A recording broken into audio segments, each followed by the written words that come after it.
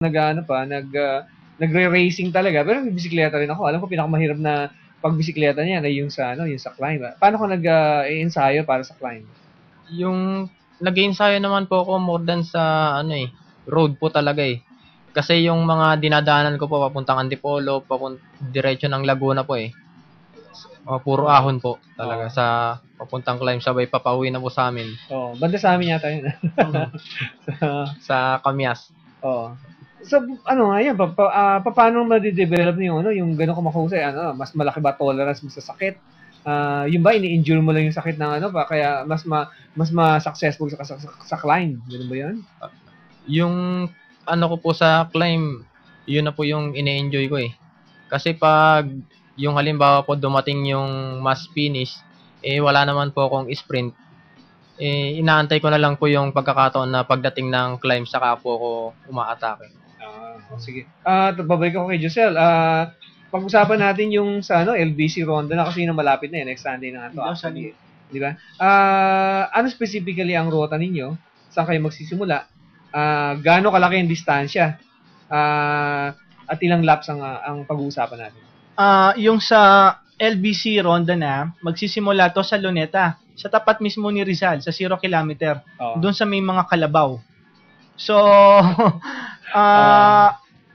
yung mga gustong sumali, pumunta sila doon ng alas 7 ng umaga, 7 a.m. at para magpa-register. So, magsisimula yung actual race ng 9 a.m. So, kasama namin yung Rudy Project. Yung ruta nito, dito lang sa Rojas Boulevard. Iikot lang siya. So, magsisimula sa southbound lane ng Rojas Boulevard, papuntang Burgos Street, iikot ng Quirino. So, 4 laps ito ang aabutin nila. Kung yung detalye sa ruta, papaliwanag ni Rick. Sige, Rick. Actually, the race format is of material. It's a 4.6 kilometer loop. Nabanggit niya ni Josel kanina, the start and finish will be the kilometer 0. This will be actually the first time that the kilometer 0 will be used in cycling. And this will become historical as well, considering that is the same venue also of the last stage. Nabanggit ko nga sa inyo kanina. This will be the same stage of the Ronda Pilipinas. Doon sa kilometer 0, ikot tayo papuntang Burgos, babalik tayo hanggang Quirino. Paikot-ikot doon. Yung nabanggit ho ni Josel kanina na 4 laps, this will be for the family fun ride. After that, thereafter, yung tatlo pang category, yung 41 above, 40 below, and then eventually the elite, the pro teams, 1 hour race po yan. Yung alam ko meron to, 4 na categories. Giselle, ano ba yung 4 na categories? Ay, yung sinabi ni Rick. So, ito yung open sa lahat, open to all ages.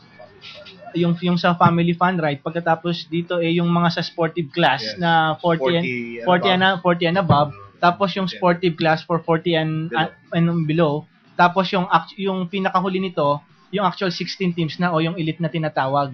Yung mga mismo magpa-participate sa Ronda Pilipinas. Na 8 laps naman sila. Na 8 laps naman sila. Ngayon, para sa mga family fun ride, lagi kong talagang pinupush yung sa family fun ride.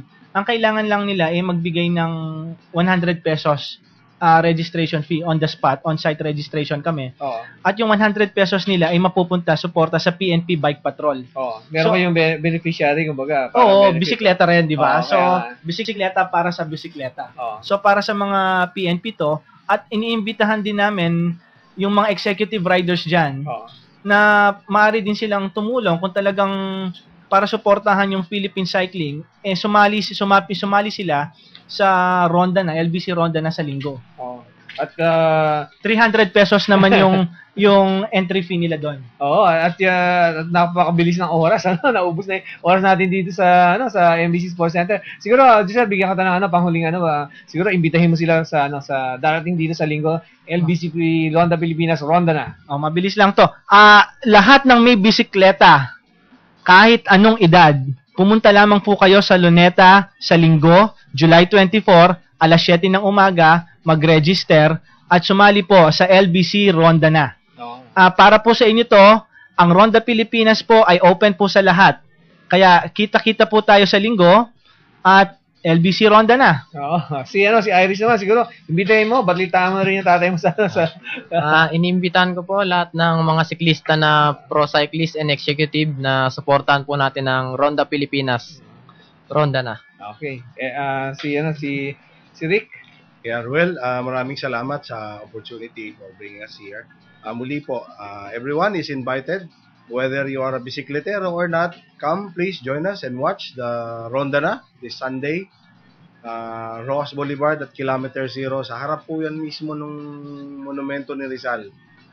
Kita-kita ko tayo this Sunday. Okay, yun na po ang ang mga kaibigan natin galing sa LBC at LBC Ronda Pilipinas Ronda na suportahan natin ang kanilang karera sa July 24. At yun na rin po kabuuan ng ating programa, MBC Sports Center, sa ngalan ng kaibigan ko si Chris Capulso. Ito po si Roel Vidal. Magandang gabi sa inyo lahat.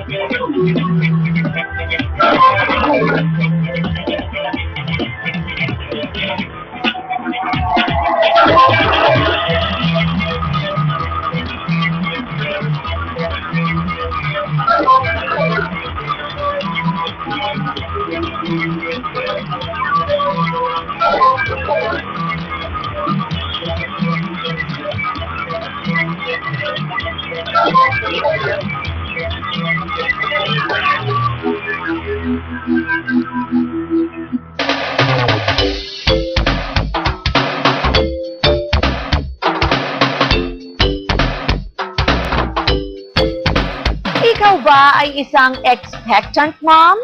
Kung gusto mong maging healthy ang iyong magiging anak, ang mga babanggitin kong food na tinatawag na prenatal power foods ang dapat mong kainin. Lean meat. Mayaman ito sa protina at punong-puno rin ng iron at B vitamins na kailangan ng fetus upang ma-develop ang kanyang mga muscles. Same goes for iron. Kapag kulang sa mga nabanggit, malaki ang chance ang magkaroon ka ng preterm delivery at low birth rate. Dapat ding taasan ng expectant mom ang kanyang iron intake upang malabanan ang volume ng dugo na tumataas kapag buntis ang isang babae. Orange juice. Ang isang tasa nito ay nagbibigay ng folate, potassium at vitamin C. Yogurt. Ang plain yogurt ay nagtataglay ng mas maraming calcium kaysa sa gatas. Bukod dito, meron din itong bone-building nutrients kabilang ang protein, B vitamins at zinc. Oatmeal. Ito'y mayaman sa fiber, protein at vitamin B6. Leafy greens. Mayaman ito sa antioxidants at nutrients. Kabilang dito ang spinach, asparagus, broccoli at iba pa. Salmon. Ito ay isang excellent source of omega-3 fatty acid and protein na mabisa to develop baby's brain and higher levels of DHA na associated sa mataas na IQ. Sweet potatoes or kamote. Punong-puno ito ng fiber, vitamin B6, potassium na mas marami pa kaysa sa saging, vitamin C, iron, copper at beta-carotene. Nuts. Ang crunchy snack na ito ay tulad din ng sardinas na mayaman sa omega-3, protein, fiber at nagtataglay din ng magnesium, vitamins and minerals. Munching on magnesium-rich foods ay makakatulong upang hindi magkaroon ng premature labor at nakakatulong din ito para sa development ng nervous system ng ating magiging mga anak. O ayan mga mami na nagdadalang tao, ngayon ay alam nyo na kung ano-ano ang mga pagkaing dapat nyong kainin. Ako muli si Mommy Chloe na nagsasabing, if a pregnant woman knows how to take care of her baby best, sa tahanan naman, mother knows best. Bye!